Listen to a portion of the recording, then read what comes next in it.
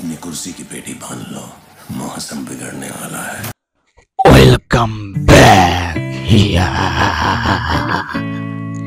So guys, দুটো movie যেমন বিনোদিনী আর একটা মুভি সত্য বলে কিছু সত্য নেই।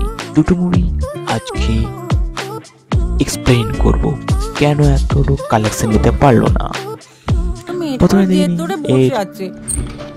মোটামুটি ভালোই লেগেছে প্রেজেন্টেশন, কিভাবে পুরনো কাহিনীটাকে প্রেজেন্ট করেছে সুন্দরভাবে, সেটা মানুষের মনে ছুঁয়ে দেওয়ার মতো। কিন্তু এত ভালো কালেকশন কেন তুলতে পারলো না সেটাই আমাদের কোশ্চেন, সেটা আমার জানাই নেই। কেন কালেকশন তুলতে পারলো না সেটা আমাদের জানা নেই। তার camera, music awesome, just awesome. নতুন নাটকের জন্য আর নায়িকার খোঁজ করতে হবে। এখন পর্যন্ত সেই কালেকশন ঘষা মাজা করে নেবে। সাউথের মুভি আছে, বাঙালিরা নেচে নেচে লাংচে লাংচে দৌড়ে চলে যেত জিজড়ে গিজড়ে।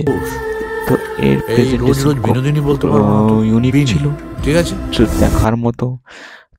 তো দর্শকের কাছে এক্সপেকটেশন ছিল যাতে দর্শককে যদি ভাবে খুব হিট করতো। এবার আসি নতুন একটা মুভি, সত্য বলে কিছু সত্য নেই। তো গাইস, আমি যদি দেখি এখানে খুবই ইউনিক কনসেপ্ট নিয়ে বানানো হয়েছিল, কিন্তু সেখানে সেই পরিমাণ কালেকশন তুলতে পারেনি। কেন? দর্শকের মন কি চুলকাচ্ছিল না? এই মুভিটা কত ইউনিক ইউনিক কনসেপ্ট নিয়ে বানানো হয়েছিল জিনিসটাকে। দুটো মুভি কালেকশন ভালোই তোলার কথা ছিল, কিন্তু সেখানে হয়ে উঠতে পারেনি। তো গাইস, তোমরা কতটা দর্শকের মধ্যে এঙ্গেজ করতে পারে সেটা হচ্ছে জানা। কারণ যদি আমরা বলতে গেলে সবাই ইউনিক ভাবে কাজ করেছে, খুবই সুন্দরভাবে কাজ করেছে। তো গাইস, তো এইটুকু দুটো আপডেট ছিল, কেন করতে পারেনি তার রিজন বলে দিলাম। জানি না, এটা একটা ফান টাইপের ছিল, তাই জানি না অ্যান্সারটাই পেলে। যদি জানি না লাস্ট পর্যন্ত দেখে তাহলে অবশ্যই লাইক দিয়ে থাকো। দেখা হচ্ছে পরের ভিডিওতে, বাই।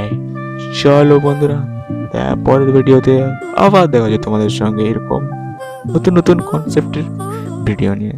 বাই বাই, ভালো থাকবে।